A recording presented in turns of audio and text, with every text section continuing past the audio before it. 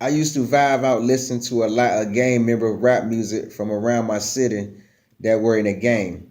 I used to walk all around my city singing their lyrics and throwing up the same gang signs I see the rappers throw up in music videos until this one day.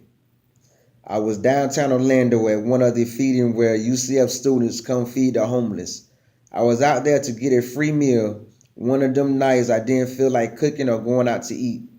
I arrive at the feeding with another dude I am cool with. I made my mind up to skip the entire line because I wasn't willing to stand in line. As I walked to the front of the line, I was rapping the lyrics to a song of a rapper that claimed he is a blood. As I threw up the gang signs I seen in the music videos, when the people hand me a plate of food, I left the parking lot and stood by the road eating and turned the music off.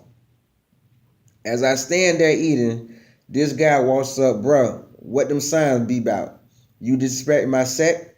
At first I was lost, I didn't know what he was talking about until he started shouting, are you disrespecting me and my set? That is when I put two and two together and realized he talking about the signs he seen me throwing up. Pete this, we downtown where there is nowhere to run once we get to fighting because bike patrol would be on our ass plus the police and cars. When I seen how serious he was, I got serious just in case we ended up fighting. He walked up closer and closer, started yelling what them signs about. I wasn't willing to fight unless he throw the first punch. That is the same exact thing I teach my children. Avoid fighting by all means. If they throw their first blow, whether they hit you or not, you whoop their ass. I have your back by all means. We'll argue they mom down about that. The entire time I was trying to get dude to calm down. There was no need to draw more attention than needed. I knew within time all the people from the feeding would be over here ready to call the police once we started fighting. He kept repeating himself over and over, then knocked the plate of food out my hand and jumped back with his setup. I stood there, bruh. I am not worried about that food. I can go get another plate. If it was food I paid my money for, we would be fighting.